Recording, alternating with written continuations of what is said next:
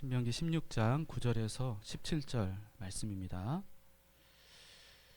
한 절씩 교대로 봉독하겠습니다. 7주를 세일지니 곡식의 낫을 대는 첫날부터 7주를 세어 내 하나님 여호와 앞에 칠칠절을 지키되 내 하나님 여호와께서 내게 복을 주신 대로 내 힘을 헤아려 자원하는 예물을 드리고 너와 내 자녀와 노비와 내 성중에 있는 레위인과 및 너희 중에 있는 객과 고아와 과부가 함께 내 하나님 여호와께서 자기의 이름을 두시려고 택하신 곳에서 내 하나님 여호와 앞에서 즐거워할지니라.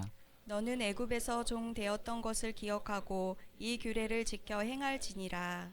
너희 타작마당과 포도주 틀에 소출을 거두어 들인 후에 이레 동안 초막절을 지킬 것이요 절기를 지킬 때에는 너와 내 자녀와 노비와 내 성중에 거주하는 레위인과 객과 고아와 과부와 함께 즐거워하되 내 하나님 여호와께서 택하신 곳에서 너는 이레 동안 내 하나님 여호와 앞에서 절기를 지키고 내 하나님 여호와께서 내 모든 소출과 내 손으로 행한 모든 일에 복을 주실 것이니 너는 온전히 즐거워할지니라.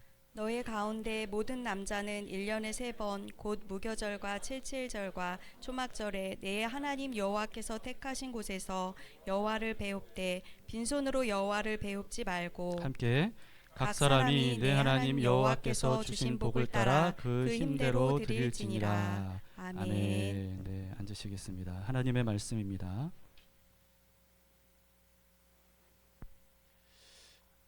네, 말씀을 전하기 전에 도현재가 앞서 기도한 것처럼 갑자기 오늘 새벽에 이 참 놀라운 소식을 듣게 돼서 저희 우리 황인구 형제 아버님께서 하루 만에 일어난 일입니다. 오늘 새벽에 세상을 떠나셨다는 소식을 갑자기 듣게 돼서 그래서 지금 너무나도 가족이 황망한 상태에 있는데요.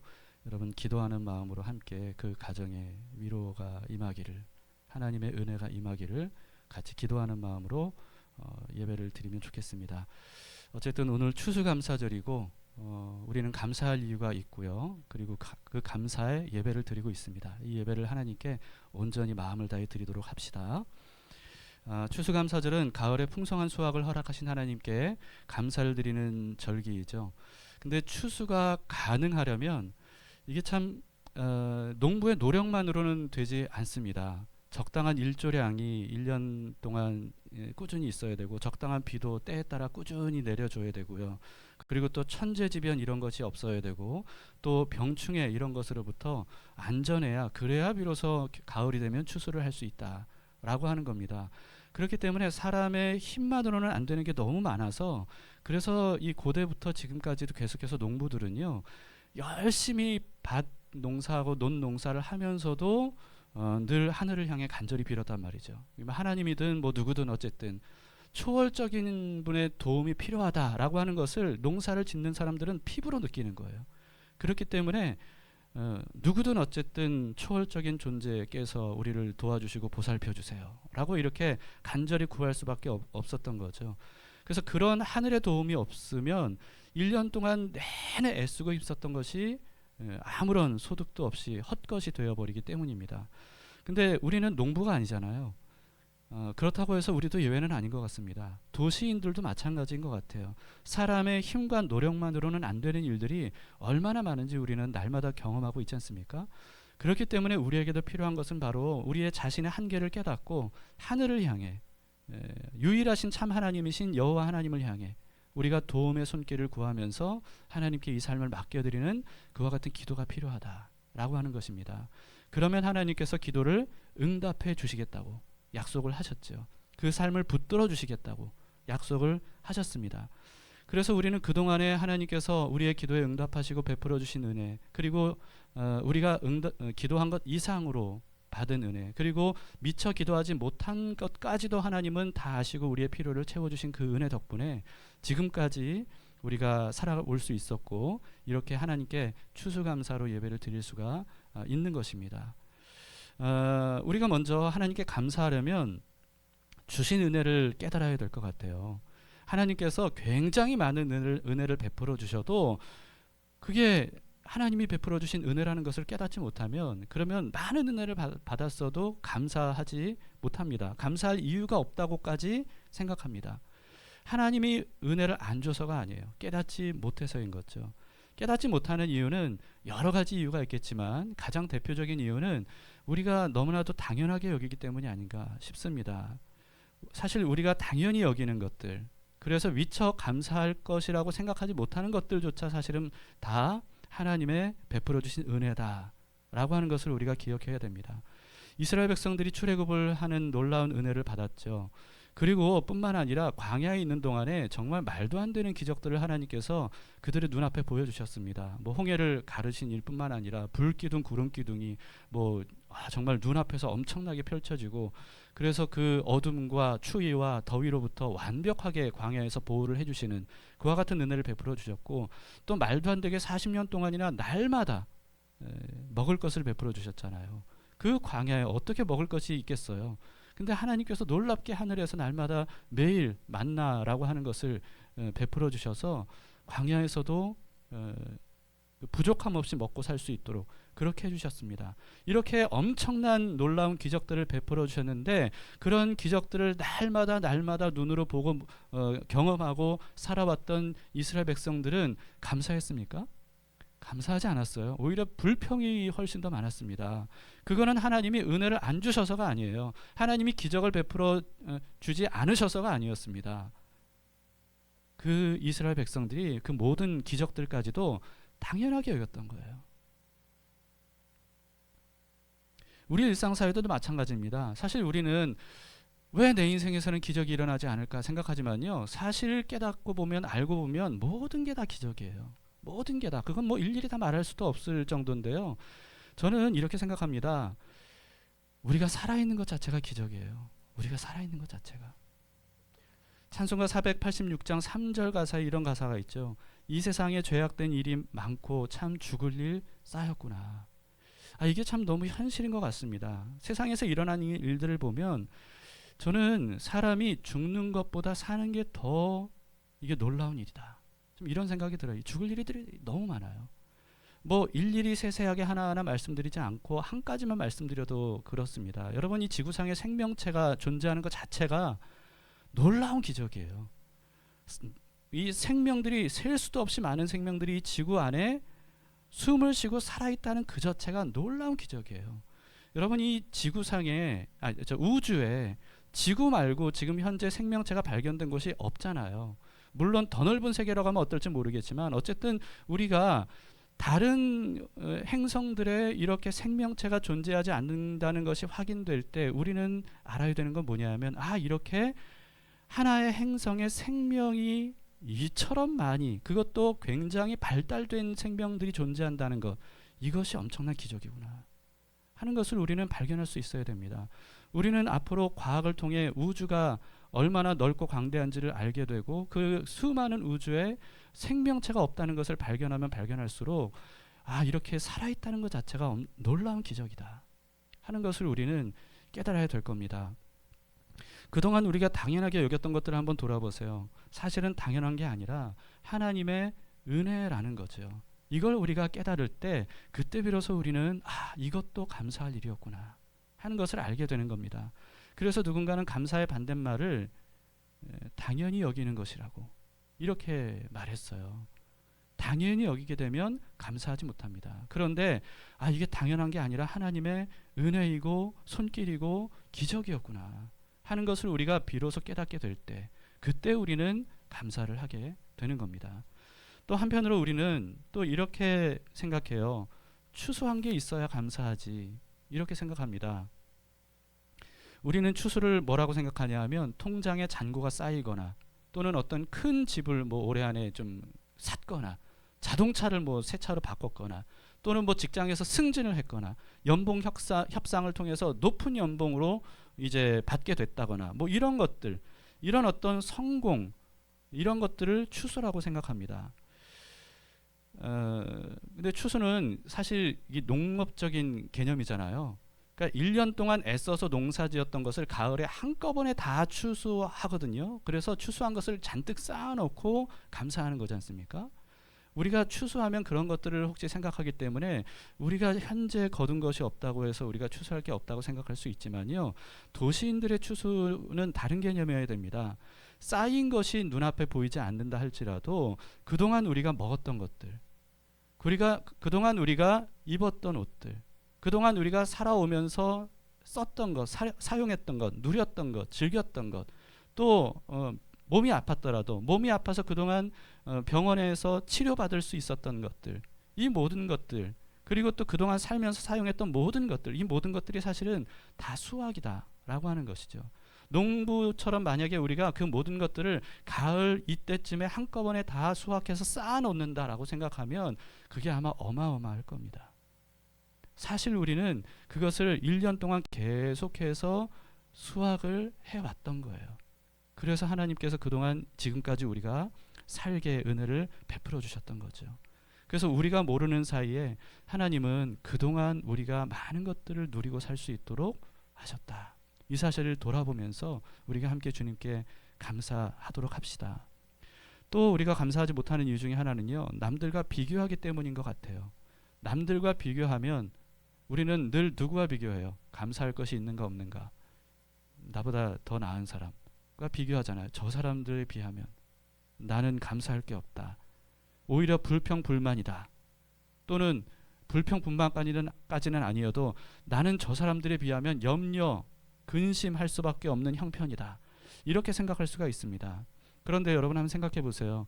만약 비교를 통해서 상대적으로 감사할 게 있어야 감사할 수 있다면, 그러면 어떤 사람이 감사할 수 있겠어요? 어떤 사람? 상대적으로 감사할 게 있어야 감사할 수 있다면 전 세계 1등만 감사할 수 있을 겁니다. 2등도 1등과 비교하면 감사할 수 없을 거예요. 전 세계 1등만 감사할 수 있어요. 그런데 그 전 세계 1등조차도 자기가 가진 것에 만족하지 못하면, 그러면 이 세상에 아무도 감사할 수 있는 사람이 없는 겁니다. 우리가 사실 비교만 하지 않으면요, 그러면 얼마나 많은 것들을 감사할 게 있는지 그것을 우리는 알게 될 거예요. 사실 1년을 돌아보면 슬픈 일, 아픈 일, 괴로운 일, 힘든 일들이 참 많이 있었을 겁니다. 그래서 그게 너무 부각돼 보일 거예요. 그런데 여러분, 한번 곰곰이 다시 돌아보세요. 물론 슬픈 일, 어렵고 힘든 일, 이런 일들이 있었던 건 부인해서는 안 됩니다. 부인할 수 없습니다. 그러나 정말 그런 것만 있었습니까? 슬프고 아픈 일들 중에 기쁘고 행복한 일, 즐거운 일, 우리가 누렸던 것들, 그런 것들이 전혀 없습니까? 그렇지 않습니다. 하나님께서 그런 중에도 우리에게 주신 것들이 있다라고 하는 거예요. 그리고 슬픈 일, 어려운 일 중에 하나님의 위로가 있었고요, 공급이 있었고요, 손길이 있었고요. 무엇보다 그와 같은 어려움을 통해서 우리는 많은 것들을 깨닫고 느끼고 하나님과 더 가까워지고 하나님을 통해서 구원을 얻기도 하고, 그리고 하나님의 살아계심을 경험하기도 했던 거죠. 그렇기 때문에 우리는요, 남들과 비교하지 말고 하나님께서 각자 여러분들에게 고유하게 주신 그동안의 은혜, 공급, 이런 것들을 생각하시면서 함께 감사할 수 있기를 바랍니다. 오늘 본문에는 출애굽한 이스라엘 백성에게 하나님께서 반드시 지키라고 하신 3대 절기 중에서 칠칠절과 초막절에 대한 말씀입니다. 칠칠절은 어떤 절기냐 하면요, 봄절기예요. 봄 명절. 밀과 보리를 수확하는 7일 7주, 그러니까 이스라엘 전역에서 7주간 수확하는 기간 동안 지키는 절기, 이게 바로 칠칠절, 7일 7주라서 칠칠절이에요. 맥추절이라고도 하죠. 칠칠절 중에 첫날은 초실절이라고 합니다. 처음 거둔 열매를 하나님께 드리는 날, 초실절. 그리고 칠칠절 마지막 49일이 지난 그 다음 날, 50일째 되는 날, 그날을 오순절이라고 해요.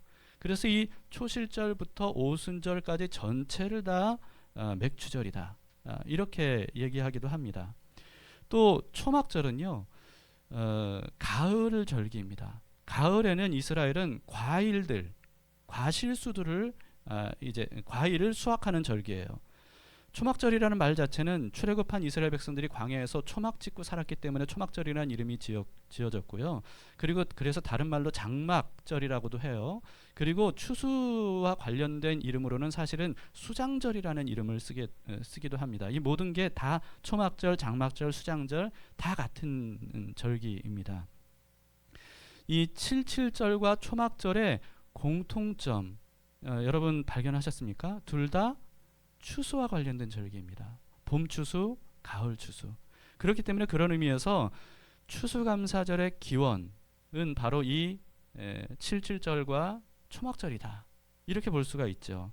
하나님은 이스라엘 백성들을 출애굽 구원을 베풀어 주신 후에 이 두 추수감사절을 직접 제정해 주셨습니다. 사람이 지정한 게 아니에요. 하나님께서 직접 제정해 주셨어요. 지키라고 하셨어요. 그리고는 그 절기를 어떻게 지켜야 되는지도 알려주셨습니다. 그래서 여러분, 추수감사절을 직접 제정해 주신 하나님께서 알려주시는 방법이니까 우리가 이 말씀을 잘 받아서 배울 수 있기를 바랍니다. 첫 번째는요, 10절을 보세요. 내 하나님 여호와 앞에 77절을 지키되 내 하나님 여호와께서 내게 복을 주신 대로 내 힘을 헤아려 자원하는 예물을 드리고, 그 다음에 16, 17절 너의 가운데 모든 남자는 1년에 3번 곧 무교절과 77절과 초막절에 내 하나님 여호와께서 택하신 곳에서 여호와를 배웁되 빈손으로 여호와를 배웁지 말고 각 사람이 내 하나님 여호와께서 주신 복을 따라 그 힘대로 드릴지니라. 자, 777 초막절 첫 번째로 우리가 알아야 될 게 뭐라는 겁니까? 어떻게 지키라고 말씀하십니까?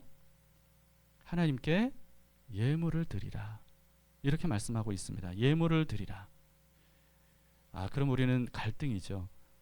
그러면 얼마를 드려야 됩니까? 우리는 그런 생각을 자연스럽게 하게 됩니다. 얼마를 드려야 됩니까? 그거는 사람마다 다르다는 거예요. 방금 읽은 말씀을 보시면요, 하나님께서 복을 주신 대로 힘껏 드리라 이렇게 말씀하고 있어요.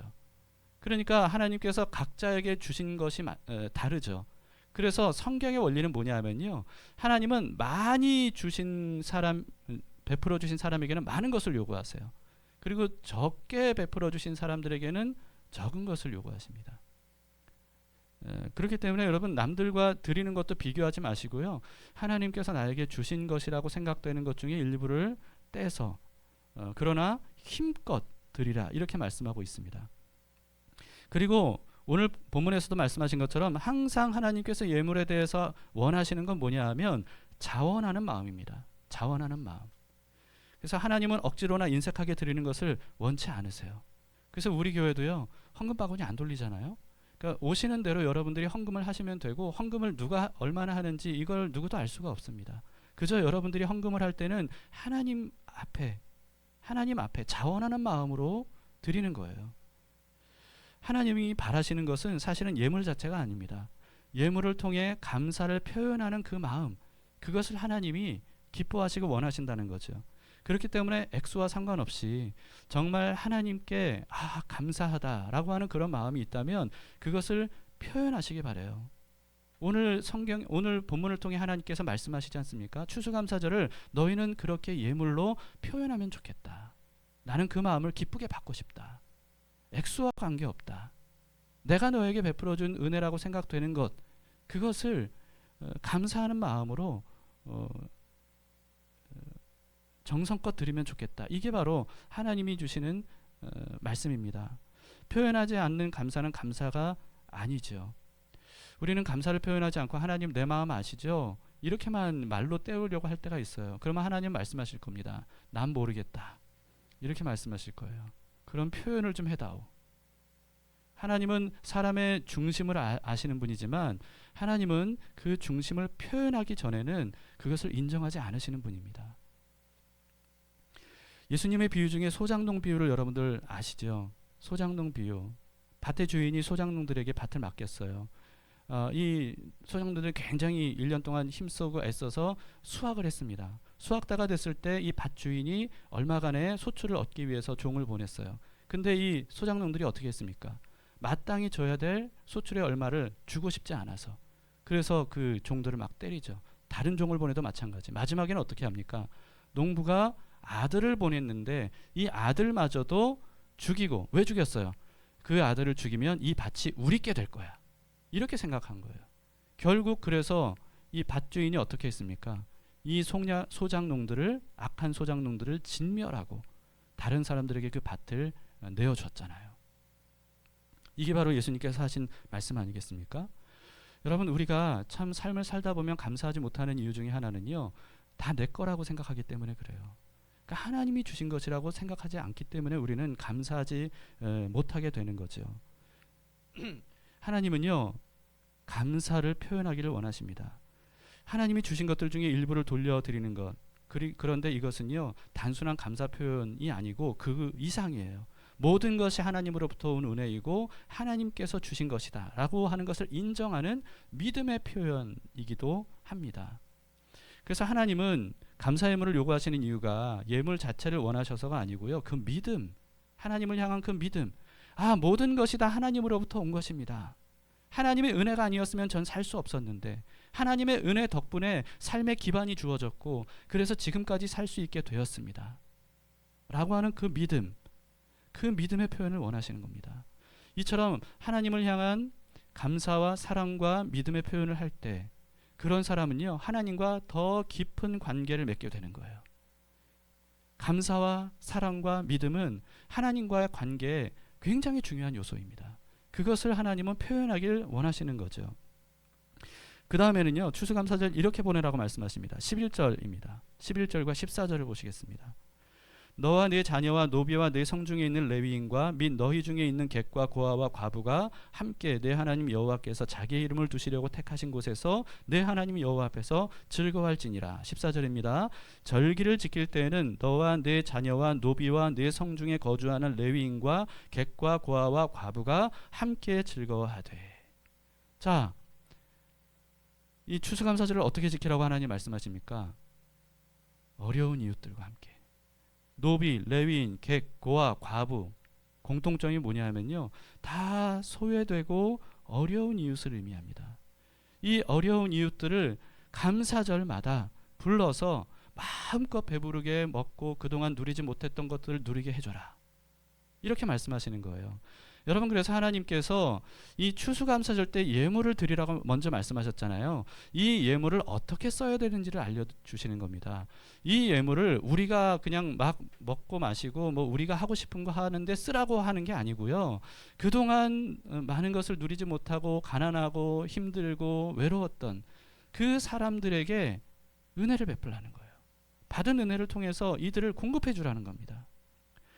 그래서 여러분, 추수감사는요, 반드시 구제로 연결이 되어야 된다라고 하는 것을 우리는 이 말씀을 통해서 알 수가 있습니다. 그래서 우리가 그 마음을 늘 가져야 돼요. 하나님은 추수할 때 이 그 율법에 보면 뭐라고 말씀하시냐면, 밭의 모퉁이를 추수할 때 밭의 모퉁이는 거두지 말라. 그건 네 거 아니다, 이렇게 말씀하셨어요. 가난한 이웃들 거다. 내 거를 어느 정도 떼어주는 게 아니에요. 아예 반 모퉁이 거는, 모퉁이에 있는 것들은 내게 아니라는 거예요. 이웃들을 위해. 그리고 또 그렇게 추수하다가 떨어뜨리잖아요. 떨어뜨린 것도 줍지 말라. 그 떨어진 것도 네게 아니다.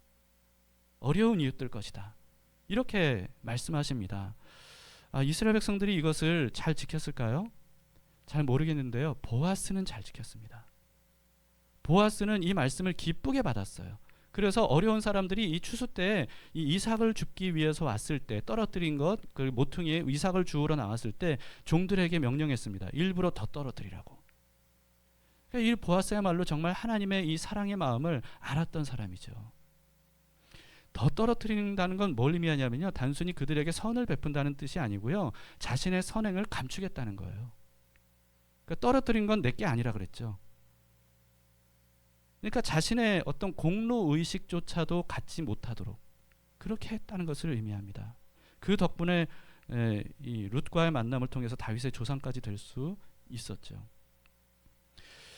이 말씀을 우리가 조금이라도 좀 실천해 보려고 담길교회는요, 개척된 이래 지금까지 부활절, 추수감사절, 성탄절 등등 뭐 이렇게 모든 절기 헌금은 전액 어려운 이웃들을 위해서 사용을 하고 있습니다. 그래서 여러분, 얼마가 됐든지 간에 여러분들이 드리는 이 절기 헌금은 모두가 다 이 어려운 이웃들을 위해 사용된다는 것을 그 염두에 두시고 여러분들이 거기에 힘껏 동참해 주시면 좋겠습니다. 그래서 하나님께서 오늘 본문에서도 너희가 예물을 드리되 주신 복에 따라서 힘껏 드리라, 힘껏 드리라라고 하는 것은 어쨌든 드릴 수 있다면 드리는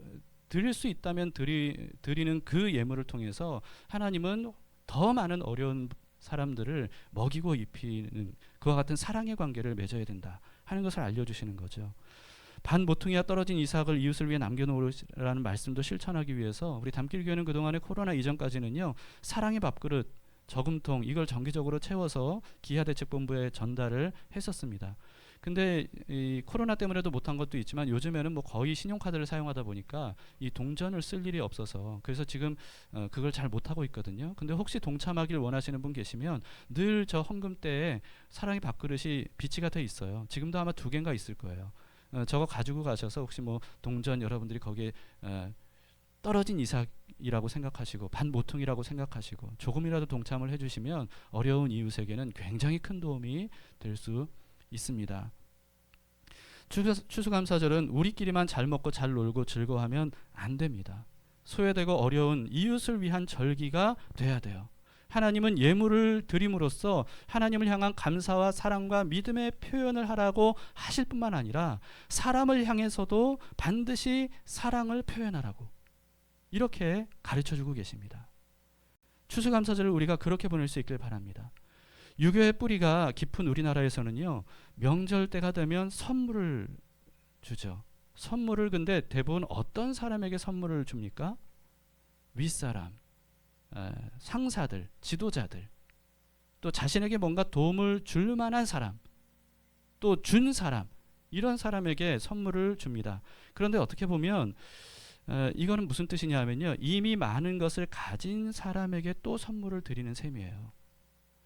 근데 하나님께서는 뭐라고 말씀하시냐 하면 명절 때가 되면 오히려 그런 사람들이 아니라 많은 것을 이미 가지고 있는 사람이 아니라 가난하고 힘없고 연약한 사람들, 이제까지 한 번도 그런 것들을 풍족하게 가져본 적이 없는 사람들, 그런 사람들에게 베풀라고 말씀하시는 겁니다.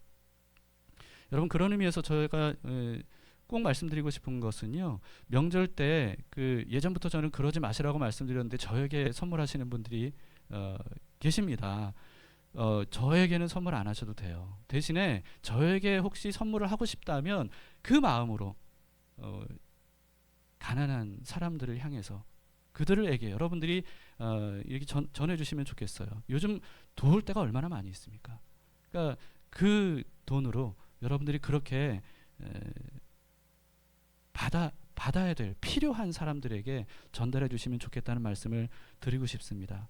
예수님께서도 뭐라고 말씀하셨냐면요, 갚을 수 있는 넉넉한 사람을 위해 베풀기보다는 전혀 갚을 힘이 없는 그런 사람들에게 사심없이 베풀라고 말씀하셨습니다. 그러면 사람들은 몰라줘도, 사람들은 그것을 갚지 못해도 하나님께서 기뻐하시고 하나님께서 하늘의 놀라운 은혜를 베풀어 주실 것이라고 말씀하신 겁니다. 이 일에 여러분 많은 동참을 할 수 있기를 바랍니다. 세 번째 마지막으로는요, 추수감사절을 이렇게 지키라고 하세요. 12절입니다. 너는 애굽에서 종되었던 것을 기억하고 이 규례를 지켜 행할지니라. 자, 어떻게 추수감사절을 지키라는 겁니까? 애굽에서 종되었던 것을 기억함으로 이 규례를 지키라. 이 말씀은 2가지 의미로 볼 수가 있습니다. 첫 번째는요, 애굽에서 종되어서 너희가 그때 고생 많이 하지 않았느냐, 그처럼 고생 많이 하고 있는 이웃들을 위해서 추수감사절을 통해 그들에게 선을 베풀라, 이런 의미가 분명히 있습니다. 여기에는. 그런데 그 의미만 있는 게 아니에요. 2번째 의미는 뭐냐면요, 추수감사절 자체가 애굽에서 종되었던 이스라엘 백성들의 구원을 의미한다는 거예요. 사람들이 추수함으로 거두는 것처럼 하나님께서 추수하시듯이 이스라엘 백성들을 이집트로부터 거두어서 구원하셨다 라고 하는 겁니다. 그래서 추수감사절은 우리가 얼마나 추수했는가, 거기에 보다 먼저 생각해야 되는 것이 하나님께서 나를 추수하셨구나, 그것을 기억하는 절기가 돼야 된다 라고 하는 겁니다. 여기에 대해서는 사실 그동안 제가 추수감사절 때마다 굉장히 많은 말씀들을 드렸습니다. 그래서 여러분, 추수감사절은요, 우리가 난 거둔 게 별로 없어, 그러니까 난 감사할 게 없어 라고 생각하고 그냥 넘어가도 되는 절기가 아니에요. 하나님이 우리를 알곡으로 키워주셨단 말이죠. 하나님이 우리를 거두어 들이셨어요. 하나님의 집으로. 하나님의 추수가 바로 추수감사절이에요. 그것을 기억하라는 겁니다. 그래서 구원을 얻었다면 내 손에 추수한 게 없는 것처럼 보인다 할지라도 누구나 다 구원받은 사람들은 하나님께 추수감사절을 통해 감사를 표현할 수 있어야 되는 겁니다. 하나님이 날 구원하지 않으셨다면 나는 가라지처럼 쭉정이처럼 영원히 버림받을 수밖에 없는 존재였어요. 근데 그런 가망 없었던 우리들을 하나님께서 알곡으로 연글도록 돌봐주셨습니다. 구원해 주셨어요. 이것을 누구나 감사할 수밖에 없는 절기라는 거죠. 그래서 성경에는요, 하나님께서 사람 구원하시는 것을 추수로 표현하시는 말씀들이 상당히 많이 있습니다.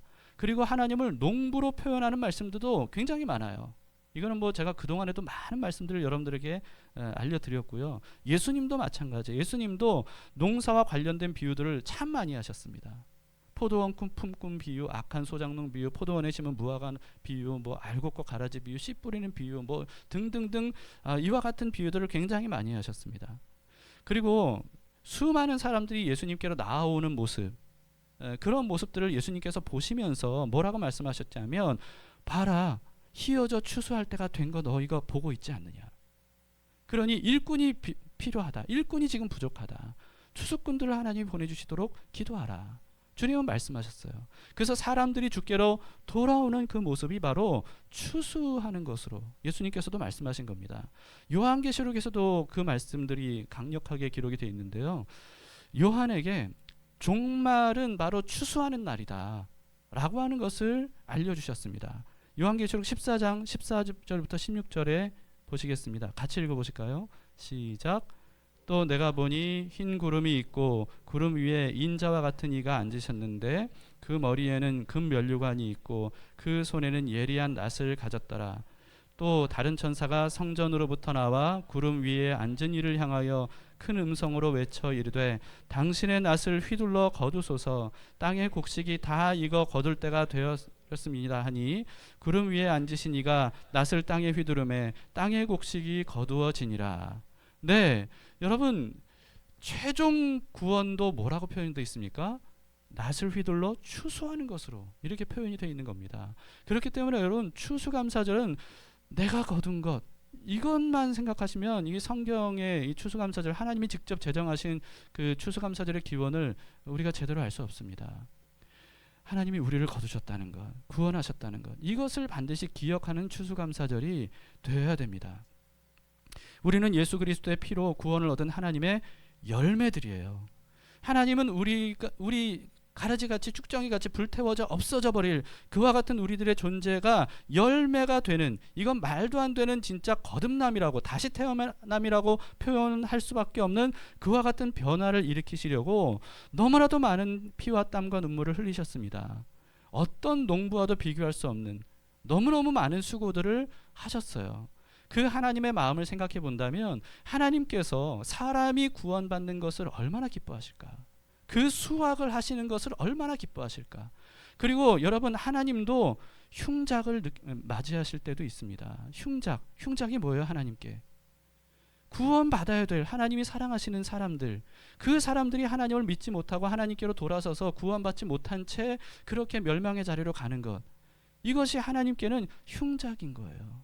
여러분, 하나님이 그와 같은 흉작의 농부가 흉작을 맞이한 그 마음을 하나님은 더 많이, 더 깊이 아세요.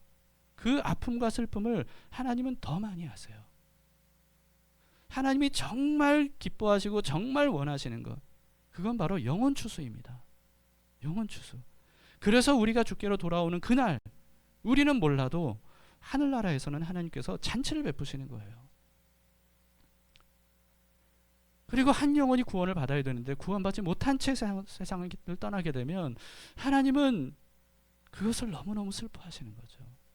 이 마음을 우리가 가슴 깊이 느끼는 그런 추수감사절이 되어야 될 겁니다. 주님은요, 추수를 위해서 어떻게 하셨냐면 하나님의 아들을 보내주셨어요. 십자가를 앞두신 예수님께서 이런 말씀을 하셨습니다. 요한복음 12장 23, 24절입니다. 예수께서 대답하여 이르시되 인자가 영광을 얻을 때가 왔도다. 이제 십자가에 죽으실 때가 가까이 왔다는 거죠. 내가 진실로 진실로 너희에게 이르노니 한 알의 밀이 땅에 떨어져 죽지 아니하면 한 알 그대로 있고 죽으면 많은 열매를 맺느니라. 여러분, 예수님은요, 많은 열매를 하나님께서 추수하게 하시려고 한 알의 밀알로 십자가에서 죽으신 겁니다. 추수를 위해 얼마나 많은 땀과 피와 눈물을 흘리셨는지 우리는 그것을 이루다 헤아릴 수가 없는 거죠. 우리를 추수하기 위한 주님의 이 애타는 노력, 수고, 우리가 이것을 기억함으로써 주님, 다른 무엇보다 날 구원하심을 감사합니다. 주님, 날 위해서 아들을 보내주시고 하나의 밀알이 되게 해주셔서 많은 열매 중에 하나로 나를 삼아주시니 감사합니다.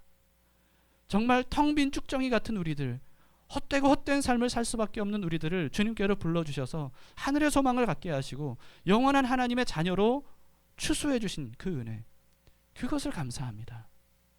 그래서 고난 중에도 감사할 수 있는 것이고, 그래서 아픔 중에도 슬픔 중에도 우리는 감사할 이유가 있다는 것을 우리는 추수감사절에 발견해야 되는 겁니다. 여러분, 이 말씀들, 이 은혜들을 생각하면서 오늘 이 시간 잠시 기도하도록 합시다. 추수감사절 예배에 나오신 여러분이 어떤 마음으로 오셨습니까? 감사할 게 무엇이라고 생각하고 오셨습니까? 어떤 마음으로 오셨든지 간에 오늘 말씀을 통해서 우리가 나에게도 감사할 이유가 충분하구나 라고 하는 것을 혹시 발견하셨습니까? 그렇다면 오늘 이 시간 우리 정말 주님 앞에 감사를 표현합시다. 주님, 감사합니다. 이것도 감사할 일이었군요. 저것도 감사할 일이었습니다. 그동안 당연하게 여겼던 그것도 감사할 일이었습니다. 무엇보다 주님, 날 구원하시니 감사합니다. 이 고백을 우리 주님께 구체적으로 드리도록 합시다. 기도하겠습니다.